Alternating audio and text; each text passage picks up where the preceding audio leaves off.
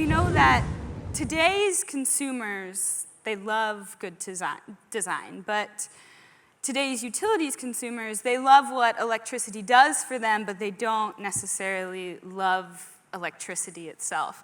So today, that's what we're going to be talking about. How can, when we're thinking about this next era of services and programs, how do we make sure we think about design first, right? That's what we are going to be talking about today.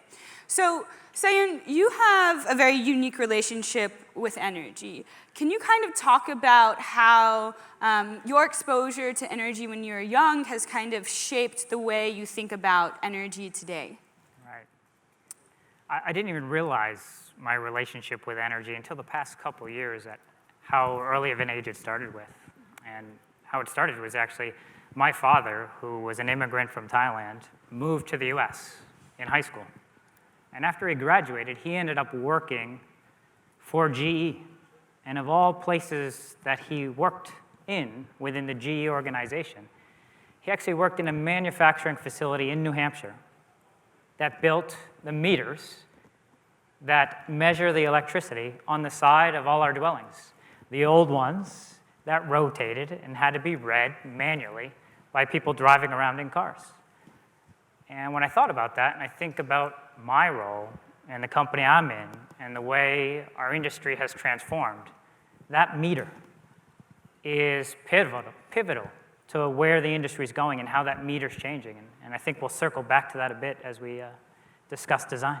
Yes, we will. And so you kind of have, I've heard you talk about these 4 truths that apply to business, but certainly apply to energy today.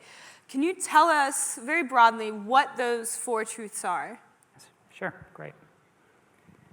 The first one is really, I think, almost a universal truth, regardless of energy, regardless of a business model. And what I mean by that is when we think about industry and we think about a linear business model where you're taking something, making it into something useful, society uses it, and then we lose it. It's a take, make, use, lose business model. That's linear. We need to migrate in all manners of industry to circular and distributed. So rather than taking, making, using, and losing, finding ways to regenerate, finding ways to include more elements of that value chain to make things much more efficient. So going from linear to circular is truth number 1, energy or otherwise. Number 2, we've talked about this morning several times.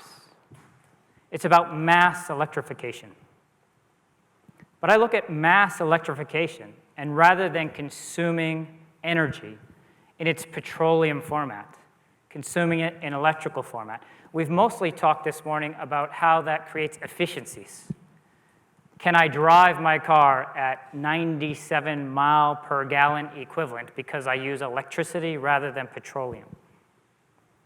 That's not what I think about when I think about mass electrification. Mass electrification has one key ingredient to me. That ingredient is you can network electrons. We can't network liquid petroleum. All the vehicles that are outside this venue cannot be networked sitting there today. But when we achieve mass electrification, the efficient frontier is not 97 miles per gallon equivalent. That efficient frontier will be us orchestrating that network capability of electrons in much more prolific ways. Truth number 3, I feel that 5G will be what adds that last ingredient to our industry to make things change in a dramatic way. And when you think about where we play in society, we have not been impacted at all by mobility. 1G impacted voice. 2G brought us texting. 3G changed commerce. 4G changed entertainment. 1, 2, 3, 4 haven't really changed the energy industry in a significant way, if at all. I feel 5G is probably the last ingredient to change the way we engage around energy. And the fourth truth is that the prior three are all simple ingredients. We talk about the 3Ds. We talk about some of the 4Ds. We talk about distributed, DERs, demand response, RINs, ZRECs, all this jargon. Those are all ingredients. Technology is all ingredients. But to me, the fourth truth is that design matters most. And how we design the future around customers, taking all the ingredients, will give us the recipe that will change the industry. So design is the most important element of the four truths as I look at the industry today. Thank you. So let's unpack some of those truths. Going back to truth one, you talked about this transition away from that linear model to a more circular model.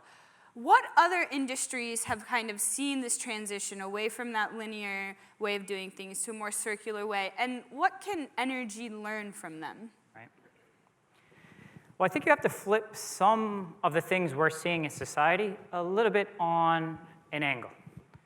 And a good example, we all love to, in these conferences, talk about Uber and Tesla and Airbnb.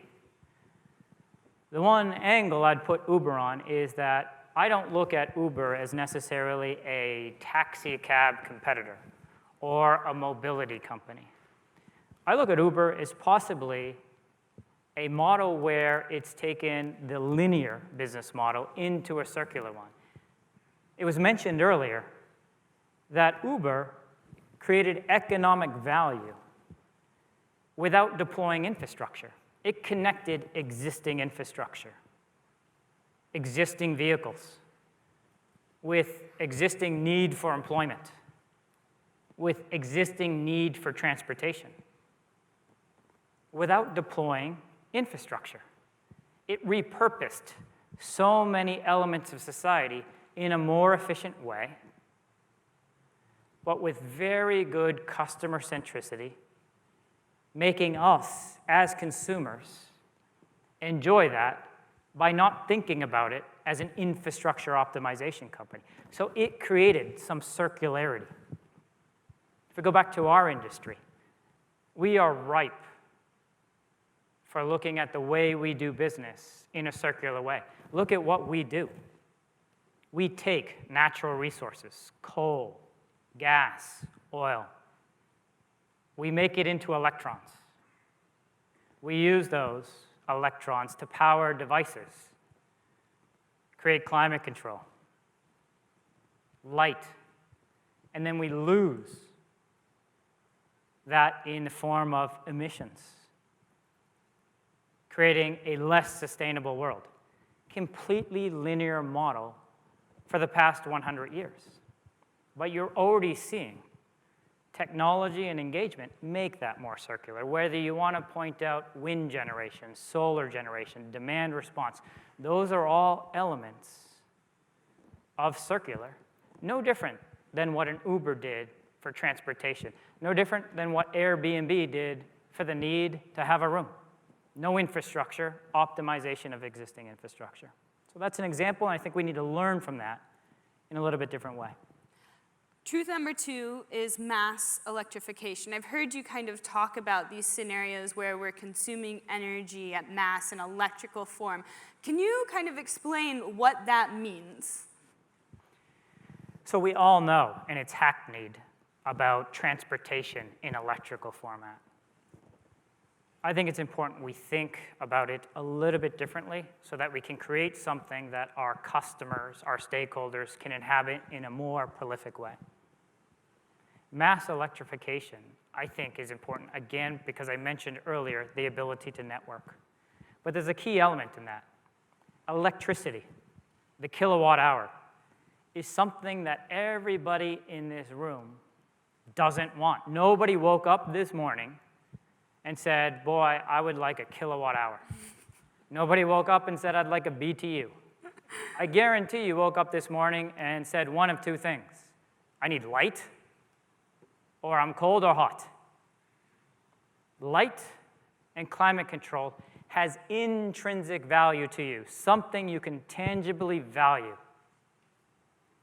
The reason you don't want a kilowatt hour in MMBTU is it has zero intrinsic value. It only has extrinsic value, which means the value of that is only what it can be turned into.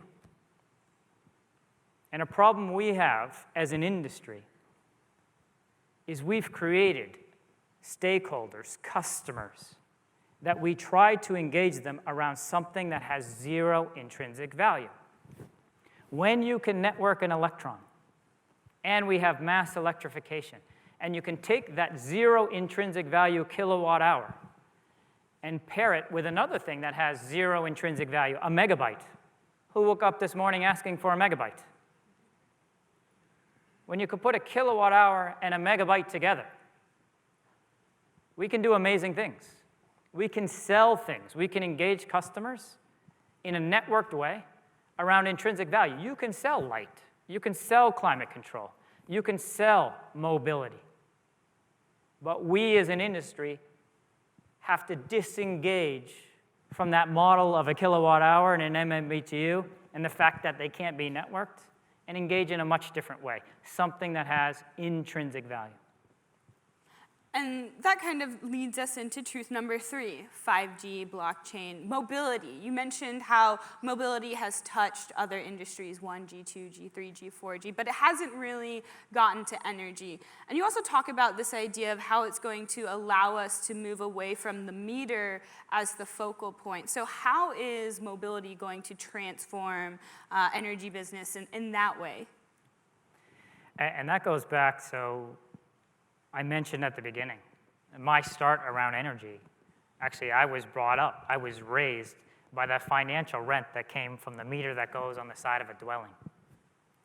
And then I think about our industry, and I think about 5G, mass electrification, circular economy.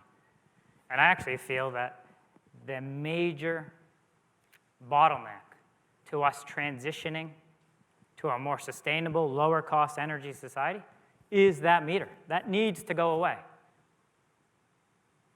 5G can make that go away, where we can engage around energy in a much different way. We can engage around energy at the point of consumption, at that point where something of extrinsic value, that kilowatt hour, is turned into something that you want, where it's turned into light, where it's turned into climate control, where it's turned into, in your refrigerator, food preservation. And if we can use 5G and microtransactions, whether you want to call that blockchain or whatnot, engaging at the point of consumption will allow new business models that customers will actually want. And that connectivity that hasn't impacted us today with any generation of 1 through 4G, I think will happen with 5G. So we're at the last truth, and that last truth, truth number 4, is design. You've talked about how these things are ingredients, but design really is that recipe. We don't have that yet. You mentioned on our prep call, I'm pretty sure you said, people don't realize that we have the ingredients, but not the recipe. Can you kind of talk us through that? What exactly does that mean? Yeah. When I sit in conferences such as this one, or others, or engage with stakeholders, think about the language we use. The language we use is so foreign to what somebody outside of our industry could ever comprehend or even want to comprehend.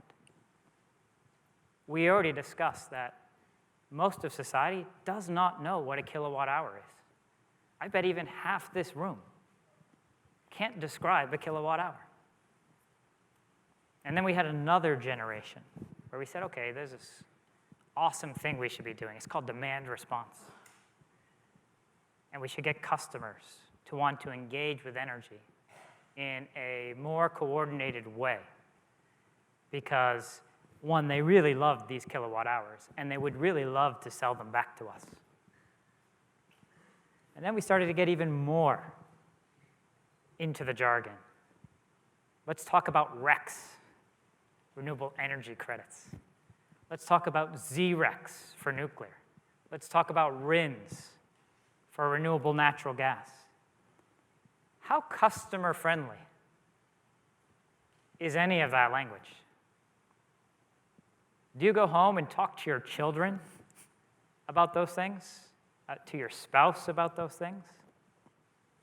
And one thing that I realized in our company and utilities writ large is that if I asked who is the chief designer at an energy company, the first thing that probably just went through your mind and everybody's mind is, oh, that must be an engineer that's designing the transmission line or the power plant or the AMI deployment. What didn't go through your mind when we say who's the chief designer at your energy company is the one that engages with customers and designs products and designs the way that we engage with society.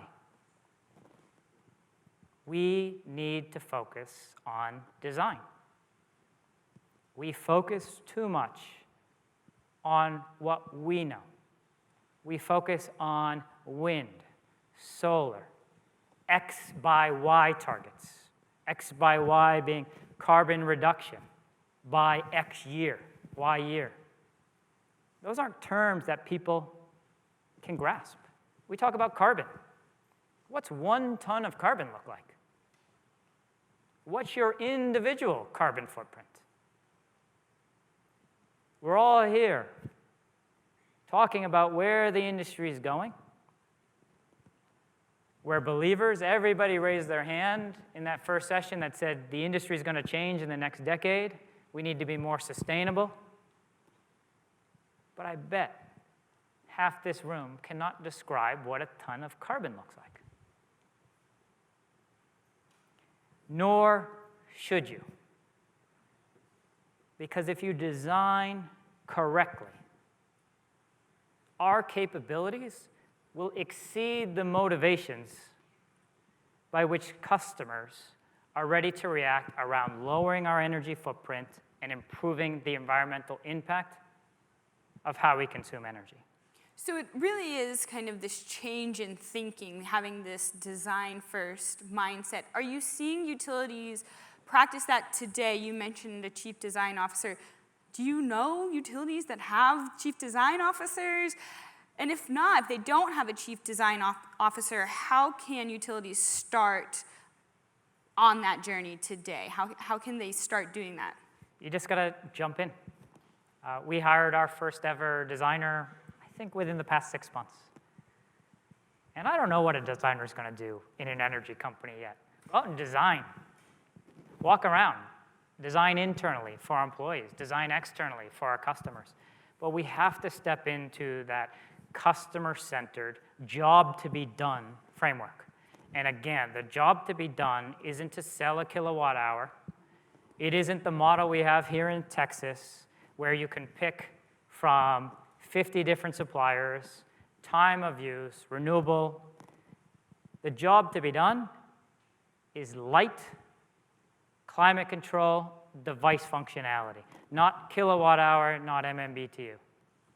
And as soon as somebody designs the right customer engagement, like Uber did around transportation, and if that happens in a small corner of the US, whether it be in a regulated utility territory or deregulated territory, it will grow, it will spread like wildfire.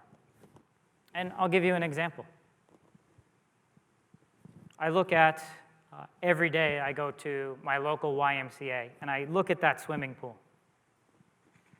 And when I think about that swimming pool, I know it serves 2 purposes for that YMCA and its customers. Purpose number 1, when I go there in the morning, it's for fitness. People are going there to swim laps and take care of their health. When I go there on the weekend, it's for entertainment. Kids are jumping in, families are enjoying themselves. It serves 2 purposes, fitness and entertainment. But I go to that YMCA really early.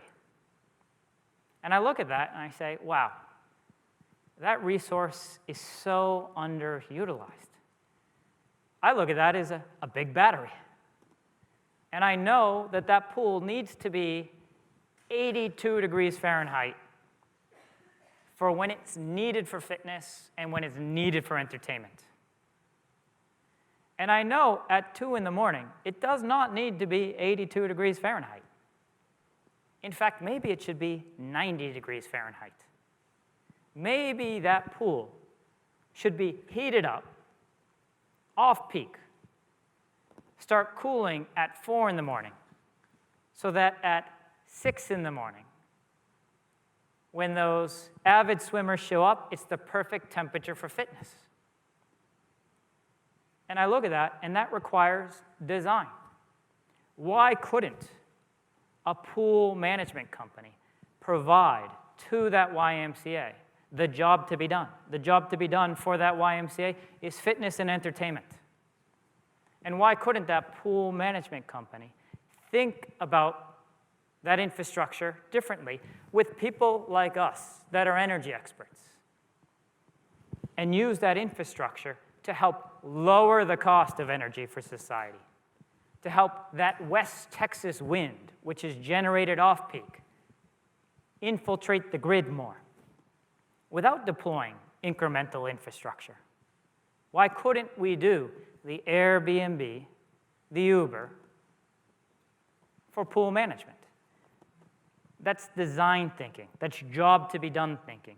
And you can use that example over and over again, whether it be for transportation, whether it be for refrigeration, whether it be for climate control in a room such as this one.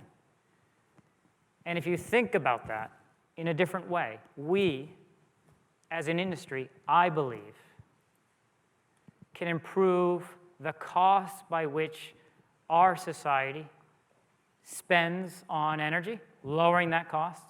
I believe we can significantly improve the environmental impact of energy consumption. And I think our value add goes up significantly for society. And if our value add goes up, our economic health will go up.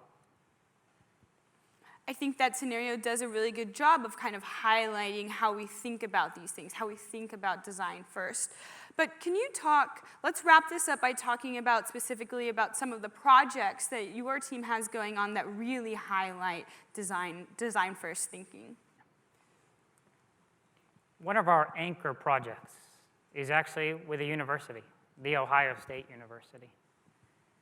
And we engage with that community. And I call it a community because at any point in time, that's 150,000 people on that campus, 55 to 60,000 of which are students. And that campus has a mission, and that mission is education.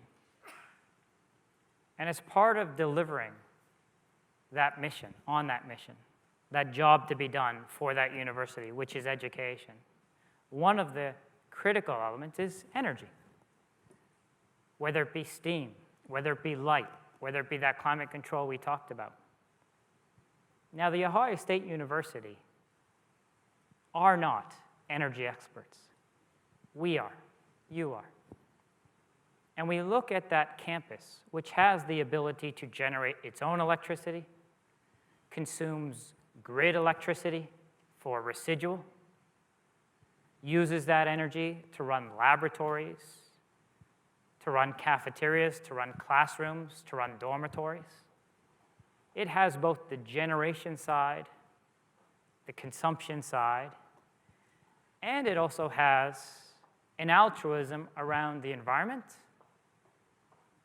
and the need to substantially lower the cost so that it can provide education to more and more students. What are we doing?